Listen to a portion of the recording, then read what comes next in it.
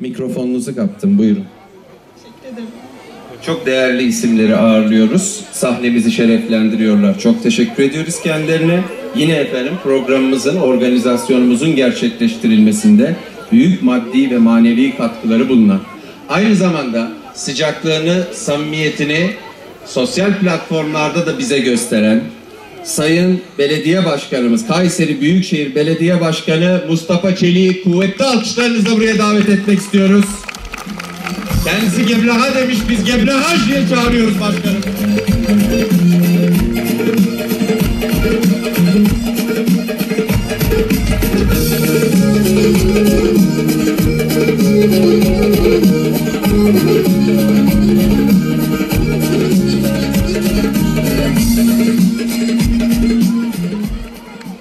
Maşallah, maşallah şu güzelliğe bak.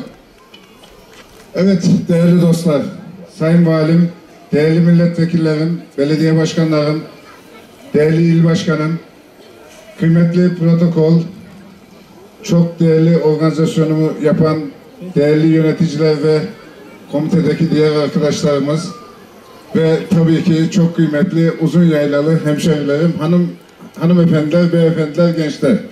Öncelikle hepinize saygıyla, sevgiyle, muhabbetle selamlıyorum, hoş geldiniz diyorum. Geblaga, Sügoşe. Maşallah dedim, gerçekten Allah nazardan saklasın. Geçen sene bu coşkuyu, bu muhabbeti görünce dedim ki bu böyle olmaz. Bu sefer işin taşın altına elimizi biz de sokalım. Gelecek sene bu cemaate, bu gruba, Çerkes kardeşlerimize yakışacak en iyi organizasyonu yapmak için büyükşehir olarak biz de kendimize koyalım ve daha iyisini yapalım dedim. İyi ki de öyle yapmışız. Maşallah geçen senekinin 2 katı bir yoğunluk var. İnşallah bu böyle devam ettiği müddetçe hem uluslararası anlamda Kayseri'deki tek hemşeri de organizasyon olması sebebiyle de bizim için önem verdiğimiz bir çalışma, daha iyisini, daha güzelini hep birlikte yapacağız inşallah. Biz her yaptığımız işin Kayseri'de Büyükşehir Belediyesi olarak ya en iyisi, ya en yenisi, ya ilk olanını yapıyoruz. Burada da en iyisini yapma zorunluluğumuz var. Yani sizin yapacağınız organizasyon bizim de organizasyonumuz, Kayseri'mizin de organizasyonu. Kayseri'nin tanıtımına verilecek her katkıda biz varız diyoruz. Bu aynı zamanda şehrimizin tanıtımına katkı verecek bir işimiz.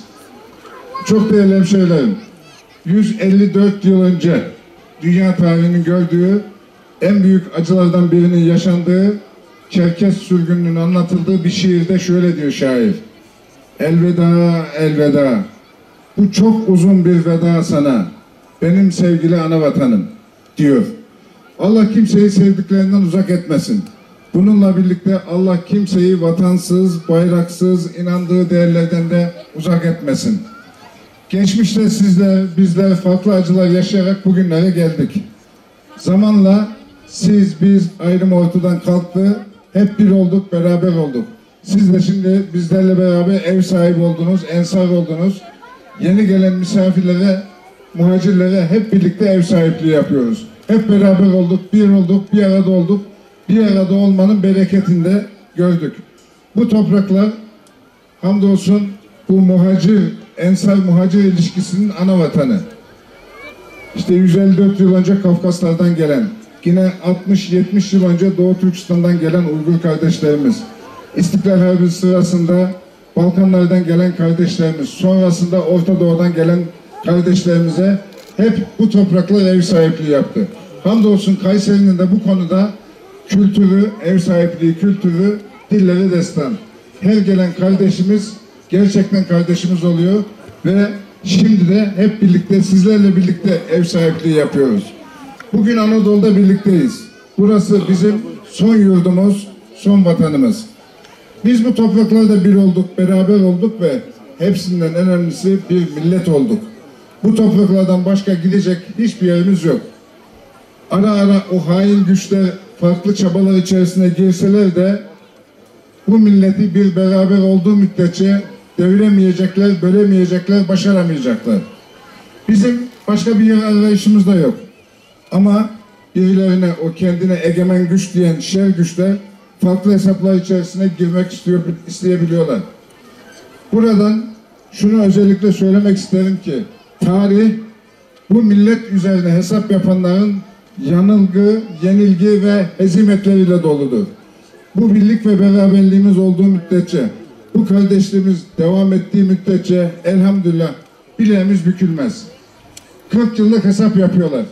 Dünyanın savaş gücü, silah gücü onlarda, medya gücü onlarda, finans gücü onlarda. 40 yıllık hesapla üstümüze geliyorlar. Adına 15 Temmuz diyorlar. Ama üzerinden 24 saat bile geçmeden hamdolsun bu millet işte bu birlik beraberliğini ortaya koyarak onları püskürtmesini biliyor. Yine işte 17-25 yargı darbesi yapıyor o sözde hukukçular. Yine gezi olaylarında 3-5 tane ağacı bahane edip ortaya çıkıyorlar. Ama hiçbiri bu milletin birlik beraberliğinin önüne geçemiyor elhamdülillah.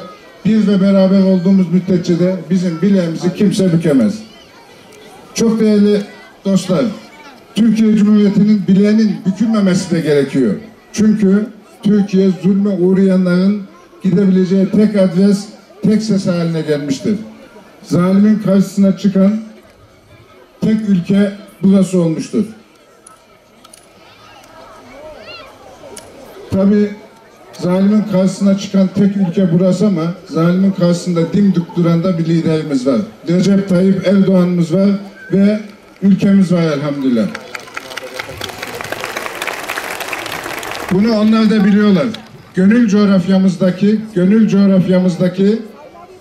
bütün ülkelere, Türk ve İslam coğrafyasındaki bütün ülkelere liderlik yapabilecek tek ülke kaldı, o da Türkiye. Onu bildikleri için her seferinde daha büyük güçle üstümüze geliyorlar ama her seferinde de liderimizin dik duruşu, sizlerin de millet olarak bizlerin de arkasında durmasıyla her seferinde onları hezimete uğratıyoruz. Ülkemiz zulüm altında yaşayan tüm milletlerinde umut ışığıdır. Bu ışığın hiç sönmemesi, aksine daha güçlü yanması için hep birlikte el birliğiyle çalışacağız.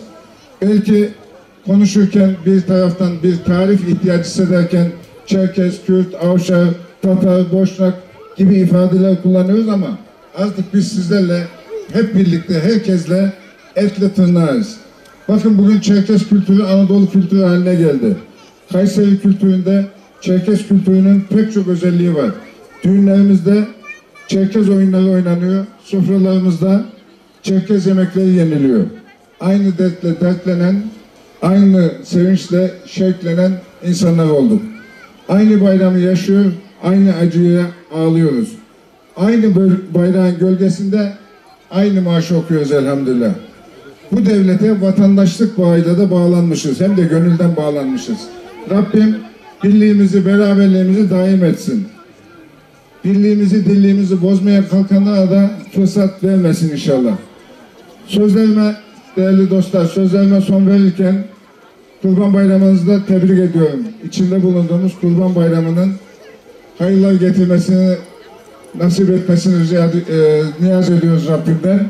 Yine inşallah ailenizde, eşinizle, dostunuzla, sevdiklerinizle nice böyle bayramlara eriştirsin diye de dua ediyoruz.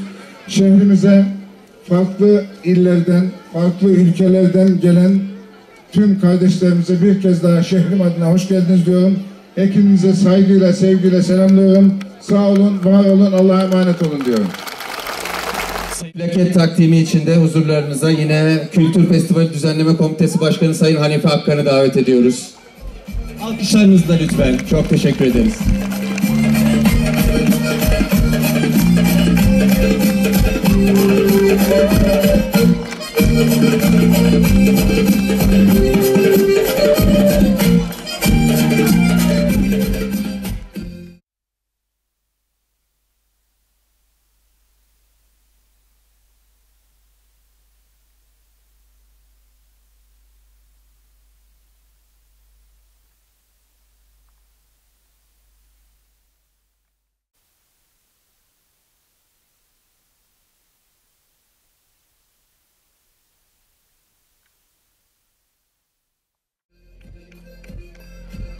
Sayın Başkanımıza çok teşekkür ediyoruz. Çok değerli bir konuşma yaptı. Sağ olsunlar. Birliğin ve beraberliğin ne kadar önemli olduğunun altını çizdi.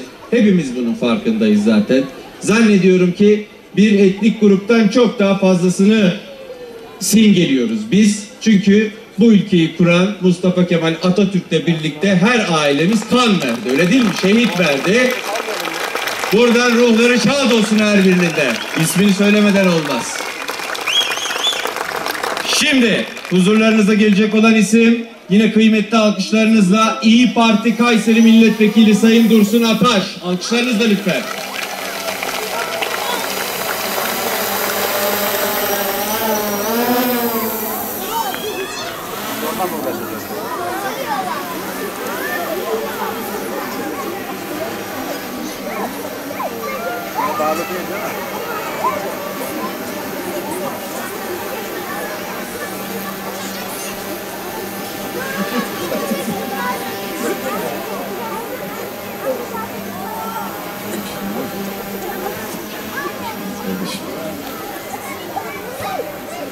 Sayın Vali Yardımcım, Sayın Milletvekillerim, kıymetli Büyükşehir Belediye Başkanım, Pınarbaşı Belediye Başkanım, Talas Belediye Başkanım, siyasi partilerimizin il başkanları, ilçe başkanları, değerli hemşerilerim ve çok kıymetli Pınarbaşılı hemşerilerim, Çerkes hemşerilerim. Bugün buraya Pınarbaşı'ndan, Kayseri'den, Düzce'den, Çorum'dan, Tokat'tan ve daha da önemlisi Nalçik'ten, yurt dışından gelen bütün misafirlerimize ev sahibi olarak hoş geldiniz diyor. Hepinizi saygıyla selamlıyorum. Öncelikle şu anda ülkemizin içinde bulunduğu durumla bakarak birlik beraberliğe ne kadar önem vermemiz gerektiğini buradan Kayseri'nin Pınarbaşı ilçesinden özellikle Uzunyayladan şu görüntüyle cevap veriyorsunuz. Hepinize teşekkür ediyorum. Allah birliğimizi, beraberliğimizi bozmasın diyorum. Ve daha da önemlisi bu Kurban Bayramı'nın hepinize, ailelerinize, sizlere, Çerkes toplumuna, Türk milletine, ülkemize huzurlar getirmesini diliyorum. Geçen yıl bu şenliği sıfırdan bir diyerek başlatmıştık. Bugün kaldığımız yerden devam ederek 9. diye devam ediyoruz. Daha önceki yıllarda sayarak. Ve geçen yıl yine buradan konuşma yaparken demiştim ki bunun öncülüğünü de yapmaya çalışmıştım. Kendimce Pınarbaşı Belediye Başkanı olarak buna Pınarbaşı'nın, Çerkes toplumunun ve ülkemizin ihtiyacı olduğunu giderek de bunun artarak devam edeceğine inandığımı söylemiştim. Bugün gördüğüm manzara beni fevkalade mutlu etmiştir. İnşallah bu artarak birçok yere de mesaj vererek devam edeceğine ben inanıyorum. Benden önce konuşma yapanlar elbette birçok şeye değindiler. Geçen yıl biz ev sahipliği yapmıştık. Bugün de Sayın Mustafa Çelik Büyükşehir Belediye Başkanımız ev sahipliği yaptı. Ben burada emeğe geçen herkese sonsuz teşekkür ediyorum. Ve derneklerimizde ayrıca kutluyorum. Festival nasıl yapılıp gelip burada birçok kişinin örnek almasını ve buranın da oraya örnek olmasını bekliyorum ve bunu da tüm Türkiye'ye yayınlıyoruz. Evet, Çerkes toplumu yıllar önce, 1,5 asır önce, 154-155 yıl önce, hatta 158 yıl önce Rusya'da soykırıma uğrayarak bütün Türk topluluklarda olduğu gibi Çerkezlerin de maalesef kimse bunu dile getirmiyor. Rusya'nın soykırımıyla karşı karşıya kalıp on binlerce insanı oralarda şehit vererek, Karadeniz'in azgın sularında şehit vererek ilk yerleşim yeri olan ana yurtlarından sonra yurt olarak belirleyip Osmanlı'nın kucak açıp yerleştirdiği bölgemiz Uzunyayla'ya gelmişlerdir ve burayı ikinci yurt olarak kabul etmişlerdir. Ve bugün baktığımızda 150 yıl kısa bir süre değil. Belki 5 kuşak değişti, belki 6 kuşak değişti ve bu insanlar artık Türk toplumunun bir parçası oldu. Ve bunların Çerkes toplumunun Türklere kattığı çok şey olmuştur. Anadolu'ya kattığı çok şey olmuştur. Bunları uzun uzun anlattığımızda emin olun ki kitaplara sığmaz. Geçen yıl burada yine bir konuşmacı konuşurken demişti. Bugün de yine aynı konu partimizde sohbet sırasında gündeme gelmişti. Çerkez toplumundan ilk gelenler uzun yıllar çocukları Karadeniz'de azgın sularda babalarını, dedelerini balıklara yem ederek, şehit vererek o gelen insanlar uzun yıllar boyunca balık yiyememiş bir toplum olarak hafızalara kazınmıştır. Bu toplum bu ülke için, bu vatan için Çanakkale'de, Sarıkamış'ta, Kurtuluş Savaşı'nda Atatürk'le birlikte, bizlerle birlikte bu memlekete kan vermişlerdir, can vermişlerdir. Şairin de söylediği gibi toprakları toprak yapan üstündeki kandır. Toprak eğer uğrunda ölen varsa vatandır diyor. Çerkezler burada kan vermiştir, can vermiştir ve burayı vatan kılmıştır kendilerine. Ben onları saygıyla selamlıyorum ve şehitlerini de saygıyla anıyorum. Ve onların da Türk toplumunun bir parçası olarak ve kendi kültürlerini yaşatma adına, kendi dillerini yaşatma adına ve bu kültürlerini kendilerinden sonraki nesillere aktarma adına haklı talepleri var tabii ki. Bu haklı talepler içerisinde en öne çıkanı da dillerini aktarmak için TRT tarafından bir kanal kurularak Çerkezce'nin çocuklarına aktarılmasıydı ki ve ben bunu önemsiyorum ve arkasında durduğumu sizlere ifade ediyorum. Buradan da sesleniyorum. İnşallah kısa zamanda bu sesinizi duyarlar. Biz de çeşitli platformlarda dile getireceğiz. TRT'de sizlerin adına sizin dilinizi, kültürünüzü yansıtacak ve yaşatacak bir kanalın kurulmasını buradan dillendirip ifade ediyorum. Ve diğer tabii ki haklı talepler var. Bu talepleri de sizlerle birlikte çeşitli platformlarda yine dile getireceğimizi ifade etmek istiyorum. Bunu ifade ederken şunu söylüyorum. Bugün doğuda yaşayan Türk vatandaşlarımız adına bir kanal kuruldu ve ülkemiz bölünmedi. Bu Çerkezler Türk milletine, Türk toplumuna entegre olmuş, kendini bu vatanın gerçek sahipleri saymış, bu milletin bu diliyle ilgili bir kanal açılması, değil ayrışmayı, birlikteliği daha ileriye bizi taşımayı beraberinde getireceğini düşündüğüm için de bunun haklı bir talep olduğunu söylemeye çalıştım. Evet kıymetli misafirler. Tabii ki birçok şey var söylenecek ama en güzel tarafı sizleri burada bir arada görmek, bir arada birlik içerisinde, huzur içerisinde görmek bizim için çok önemli. Benden sonra konuşacak misafirler de var. Ben bugün bir milletvekili olarak değil, bir kardeşiniz olarak, sizler beni kendinizden biri olarak kabul ettiniz. Ben kendimi de sizlerden biri olarak kabul ettim. Sizlerin aranızda bulunmaktan, bu güzel festivali birlikte yaşamaktan onur duydum, mutlu oldum. Hepinize bu vesileyle saygılar sunuyorum, hürmet ediyorum. Nice festivallerde buluşmak üzere diyorum. Allah'a emanet olun. Sağ olun, var olun.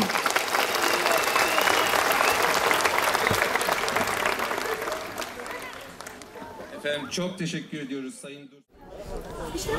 Nige siltabgo dişek festivalim kafen yujke vavşerin okam vek nemiş magazinçik uxyav hapşib zira şahar abize usav qaqalsagun yisuret yaşar yisuret yaşaker qaqalsagun mis şasim Nigi apodezi qaqalsagunum diskozati tak duvarşerin jizoa ya pekişke dizraçıkması guapas Sitzer Feriha Kankuş hasranis es Kur'an hasrapx uzun yayla mekenes şus Ankara şopso koç awa aşağam yavuşsit adiye gebs adiyeş alem pişine qafeke di adiyam yapsaker yapsouker suretus sfaps Ahodra qas qaqalğun uzohir si aqihar adiyam psomi yazğalağu yaunam şaham kes şahama sfafu ahoduşs Weli xarzına mupodis qaqaq mabqaqaq mupode suret heri yasağma weli xarzınam di kültüremi وی ازاغا ولی جوامه قبش حپنوسی دقوا پماخ مپولاری تلاقومم.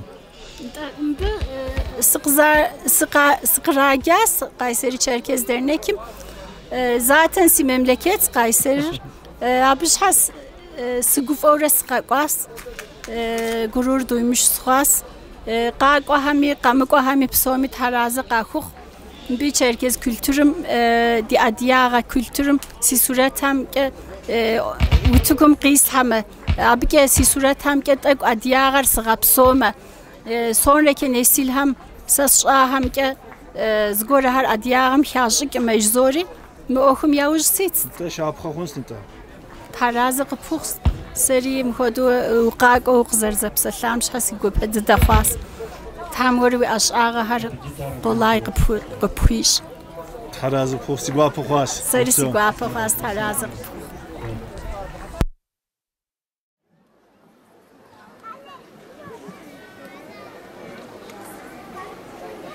Sayın Vali Yardımcım, Sayın Milletvekillerim, Sayın Belediye Başkanlarım, saygıdeğer protokol, çok değerli hemşehrilerim.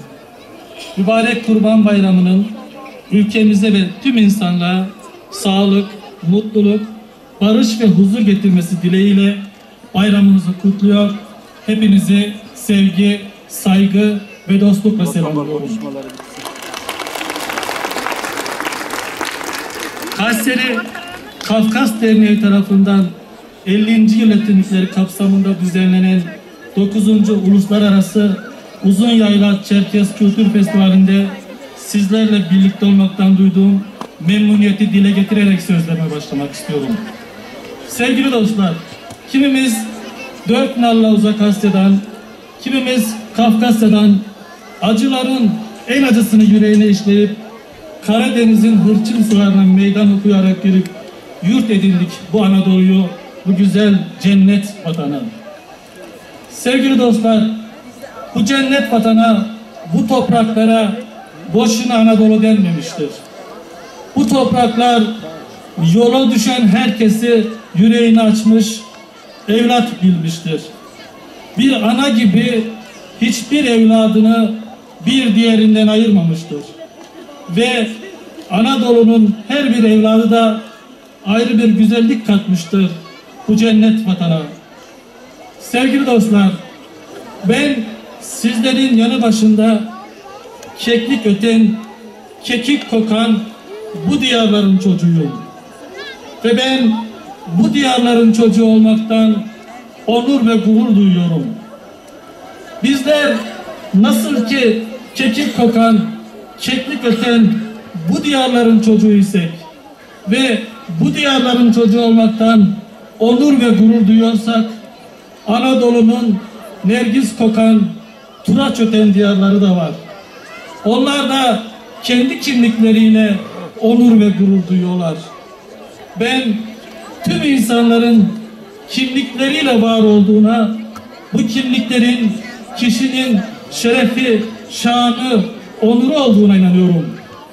Herkes şunu da çok iyi bilmeli ki hiçbir kimlik başka bir kimliğin üstünde değildir. Zaten Türkiye Cumhuriyeti'nin kurucusu, ulu önderimiz, ebedi başkomutanımız Gazi Mustafa Kemal Atatürk bu ülkenin çimentosunu kırarken Türkiye Cumhuriyeti'ni kuran Türkiye halkına Türk milleti denir. Ne mutlu Türk'üm sözleriyle bu ülkenin tüm güzellikleriyle bir bütün olduğunun altını çizmiştir. Evet, farklı kimliklerimiz var ama şehit kanlarıyla sulanmış bu cennet vatan üzerinde hepimiz biriz, hepimiz birlikte Türk milletiyiz. Biz halayız, biz horonuz, biz zılgıtız, biz zeybeyiz, biz avşarız, biz Kafkasız. Biz hep birlikte Türkiye'yiz.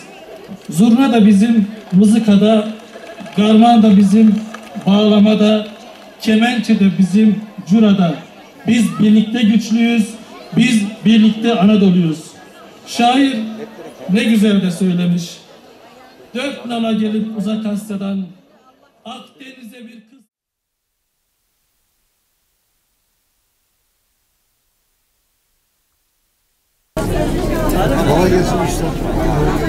Sağ olun. Uygur benim adamım. Hoş geldin. Evet. Ressam da Elazığ. Harp biliyorum ben. Burada yaşıyorum. Edebiyat öğretmeniyim burada. Burada yaşıyorum. Burada başladım. Hayır, hoş geldin. Bu arada Ecemciğim, sence acaba kaç olmuştur sayımız? Şu anda festivale katılan kişi sayısı kaç olmuştur? 20.000'i geçmiş midir? Şu anda 25.000 kişiye ulaşmışız. 30.000'e doğru ilerliyormuşuz. Her birinize ayrı ayrı çok teşekkür ediyoruz. Bir de küçücük bir ricamız var. Acaba protokolün önünü biraz açabilir misiniz? Hanımefendiler, beyefendiler, çok teşekkür ederim. Hayır mı? Siz bilirsiniz. Şimdi konuşmalarını yapmak üzere huzurlarınıza AK Parti Kayseri Milletvekili Hülya Nergis Atçı'yı davet ediyorum. Alkışlarınızla lütfen.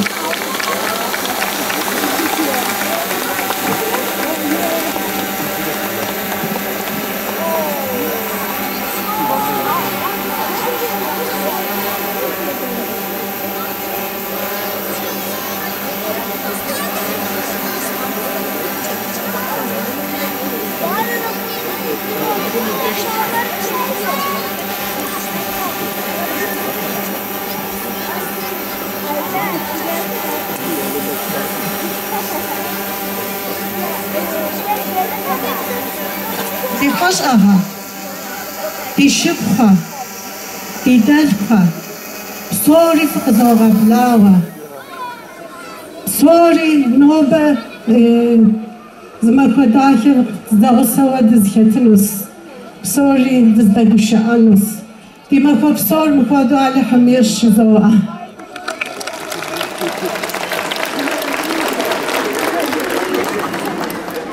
Sayın Valim, Sayın Büyükşehir Belediye Başkanım, Sayın Milletvekillerimiz, Talas Belediye Başkanımız, Pınarbaşı Belediye Başkanımız, değerli İl Başkanımız, İl Kadın Kolları Başkanımız, değerli protokol, çok değerli misafirlerimiz, yurt dışından gelen misafirlerimiz, değerli federasyon başkanlarımız, değerli dernek başkanlarımız, sivil toplum kuruluşlarının değerli temsilcileri, değerli Pınarbaşılılar, hepinizi ben sevgi ve saygıyla selamlıyorum.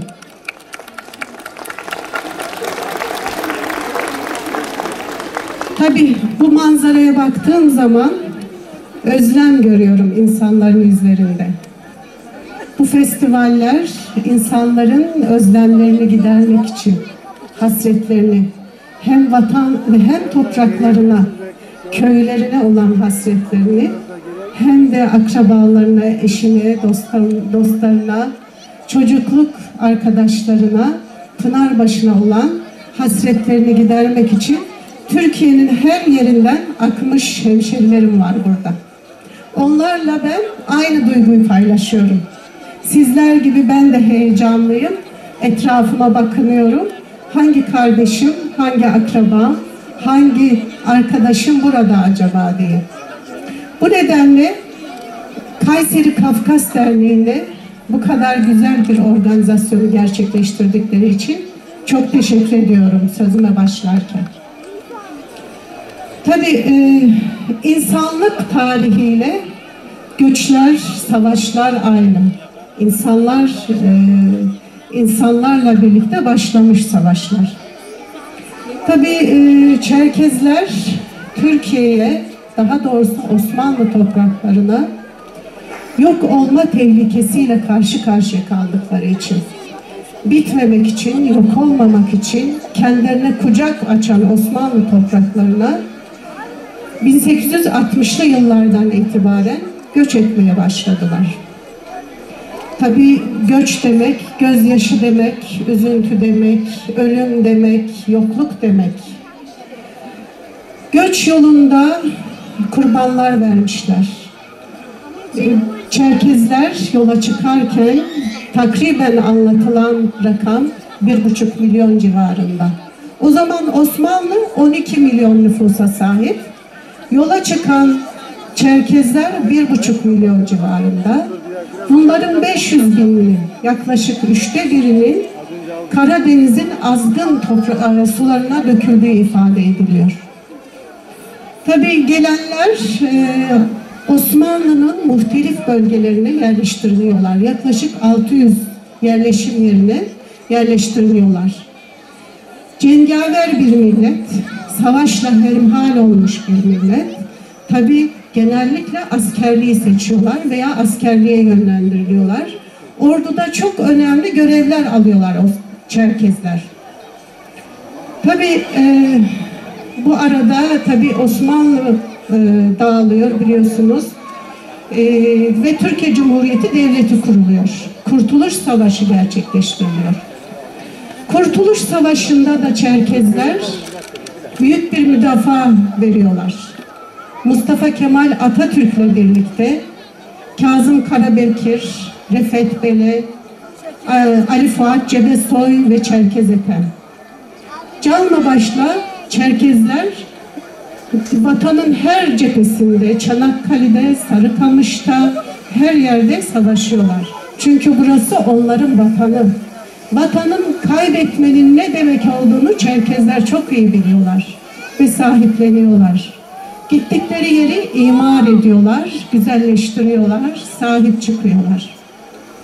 Uzunyayla dünyadaki Çerkez diasporası için çok önemli bir yer. Neden önemli der iseniz, böyle bir dünyada Çerkez kültürünün menbaı olan ender yerlerden bir tanesi. Uzunyayla'da takriben 60 tane Çerkez köyü var. Tabii dış etkenlere kapalı, göçe kapalı, göç almayan ve bir arada olduğu için Çerkez köyleri kültürlerini ve dillerini muhafaza etmişler. Bugüne kadar böyle gelmiş. Ama son yıllarda biliyorsunuz şehirleşme ve koşullardan kaynaklanan çok ciddi bir göç furyası var. Bu göçlerden dolayı köylerimiz çok boşaldı. Tabii Uzunyaylalılar da dillerini ve kültürlerini kaybetme tehlikesiyle karşı karşıya kaldılar. Bu noktada şehirlere göç eden Çerkezler derneklerine sığındılar, kültürlerini yaşatmak için. Tabii Kayseri Kafkas Derneği, Kayseri Birleşik Kafkas Derneği ve diğer köy derneklerimiz Çerkezlerin buluşma noktası bir araya geldikleri, dertleştikleri, geçmişi konuştukları ocakları olmuş. Kültürün yaşatıldığı yerler olmuş. Onun için derneklerimiz çok önemli. Onlara sahip çıkmamız lazım. Onları güçlü tutmamız lazım. Tekrar buradan sivil toplum kuruluşlarımıza destek veren, orada çalışan, oraya hizmet eden bütün kardeşlerimizi ben bir alkışlamanızı istiyorum.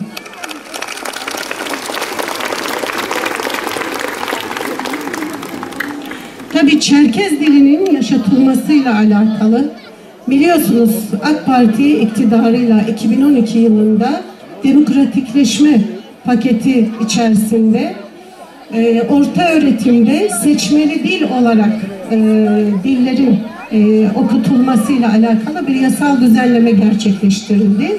İlk defa Türkiye'de olan bir durumdu. Biliyorsunuz geçmişte biz etnik kimliklerin söylenmesi yasaktı, dile getirilmesi yasaktı. Gizlenirdi, saklanırdı. Yani bugün biz Çerkez dilini, Çerkezceyi okullarda veya diğer dilleri okullarda okutulmasıyla alakalı bir ciddi bir adım atılmış oldu. Tabii idarecilerimizin de bu kanunlara uygun şekilde işi kolaylaştırması, destek olması lazım. Bu noktada yine Kayseri'de ciddi bir çalışma var. Her yıl okullarda açılan ve Çerkezce'nin okutulduğu sınıflarımız var. Bu da çok önemli ve anlamlı. Ayrıca biliyorsunuz Türkiye genelinde Çerkez dilini öğrenmek isteseniz bile eğitimcimiz yoktu. Şimdi çok şükür bir Düzce'de yüksek okulumuz, üniversitede bir fakültemiz var Düzce'de. Ayrıca Kayseri'de de 2012'de kurulmuş bir kürsümüz, Çerkez Dili ve Edebiyatı kürsüsü. Bu yıl itibariyle de öğrenci almaya başlıyor ve eğitime başlıyor. Bu da çok önemli bir adım, önemli bir gelişme. Bir hususa da değinmek isterim. Kültürler bizim ortak mirasımız ve sahip çıkmamız lazım. Her anne baba evladının kendisine benzemesini, kendisi gibi düşünmesini, kendisi gibi hissetmesini ister.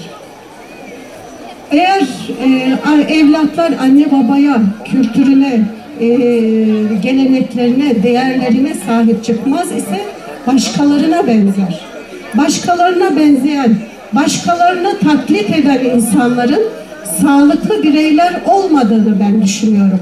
Ben taklitçi insanların içi boş, işi çürümüş ağaçlara benzediğini düşünüyorum. İçi çürümüş ağaçlar en ufak bir rüzgarda, en ufak bir çalkantıda devrilir giderler. Taklitçi insanlar, taklitçi toplumlar da aynı bu içi boş ağaçlar gibidir. Siz milli, manevi değerlerinize, öz kültürlerinize ne kadar çok sahip çıkarsanız o kadar güçlü bireyler olursunuz. Güçlü bireylerin oluşturduğu toplumlarda güçlü toplumlardır. Ve Türkiye'yi kalkındıracak olan, geliştirecek olan, ileriye taşıyacak olan bireyler de güçlü bireyler olacaktır. Onun için özgün kültürlerimizin, yani ailemizden, dedelerimizden, atalarımızdan aldığımız kültürlerin, değerlerin geleceğe taşınması toplum içinde çok önemlidir, değerlidir, kıymetlidir. Bu noktada değerlerimize, dilimize, kültürümüze sahip çıkmak hepimizin boynunun borcudur. Bu noktada hem sivil toplum kuruluşlarımız hem de devletin bütün organları üzerine düşeni yapmalıdır ve yapacaktır. Biz de bu noktada elimizden gelen çabayı ve gayreti göstereceğiz, göstermeye devam edeceğiz. Ayrıca ben bir hususa daha değinmek istiyorum. Ben ayrıca Pınarbaşılıyım tabii. Pınarbaşı çok eski bir ilçe. Bakın 1964 yılında belediye olmuş. Dedik ya, Çerkez diasporası için Pınarbaşı ve Uzunyayla çok önemli. Bakın burada 30 bine yakın insanın var olduğu söyleniyor. Burada hem Büyükşehir Belediye Başkanımız var, hem de Pınarbaşı Belediye Başkanımız var. Bakın belediyelerimizin bu potansiyeli kullanması gerektiğini düşünüyorum. Pınarbaşı'nın bir turizm beldesi olmak noktasında bir potansiyeli var. Tarihi bir dokusu var. Bakın yol kenarında hem kuzey-güney yol hattı geçiyor buradan, hem de doğu-batı yol hattı geçiyor. Eğer Pınarbaşı imar edilirse, kültürel, tarihi doku ortaya çıkarılırsa, Pınarbaşı hem Çerkez diasporası için, hem iç turizm, hem de dış turizm için bir cennet belde haline gelecektir diyorum. Ve çalışkan belediye başkanlarımızı iş başına bekliyorum. Beni dinlediğiniz için hepinize çok teşekkür ediyorum. Sizleri daha çok tutmak istemiyorum. Hepinizi Allah'a emanet ediyorum. Kalın sağlıcakla.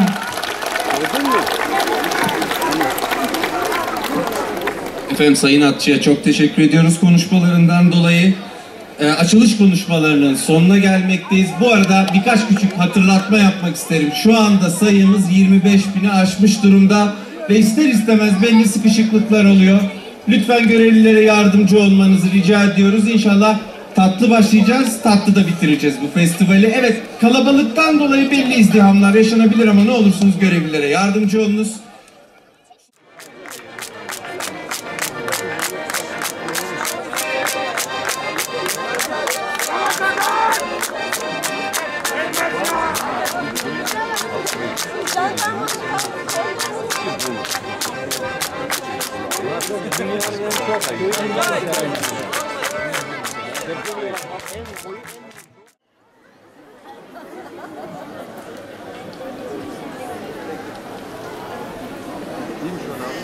Sayın Büyükşehir Belediye Başkanım, ilimizin saygıdeğer milletvekilleri, sivil toplum örgütümüzün saygıdeğer yöneticileri, kıymetli hanımefendiler, beyefendiler, ilimizin saygıdeğer belediye başkanları, sivil toplum örgütleri, ilimizin dışından bu güzel organizasyonu teşvik eden saygıdeğer sivil toplum örgütü yöneticileri, basınımızın güzide mensupları.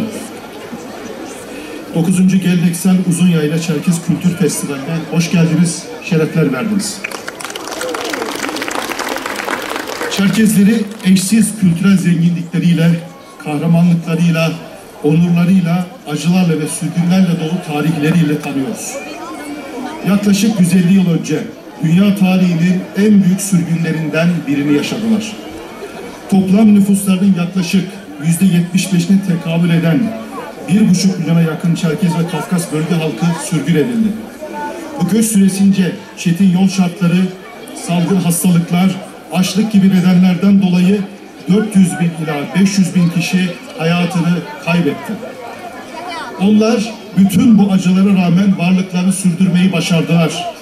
Kültürel zenginlikleriyle, onurlarına verdikleri değerle sadece ülkemizde değil, gittikleri her ülkede dikkat çektiler, saygı uyandırdılar. Ali Cenap Türk milletiyle çok yakın özelliklerinden dolayı çabuk kaynaştılar. Çerkezler büyük sürgün öncesinde anavatanlarında insanlık tarihinin kültürel ve sosyal anlamda en ileri medeniyetlerinden birine sahiptiler. Yaşadığımız çağda anlam kazanan birçok medeniyet emaresinin Çerkezler için yüzyıllardan beri süre gelmesi sebebiyle asalet ve medeniyet kavramlarıyla özdeşleştirildiler. Günümüzde ülkemizde yaşayan Çerkez sayısı Kafkasya topraklarında yaşayan Çerkez sayısından fazla olup ülkemizin birliğini, bağımsızlığını kendi varlıklarıyla ilişkili gördüler ve bu ideali canı gönülden benimsediler. Sanat, siyaset, iş dünyası, bürokrasi ve pek çok alanda farklı dalda başarılı olmuş ülkemizi gururlandıran isimler bunun en önemli göstergesidir.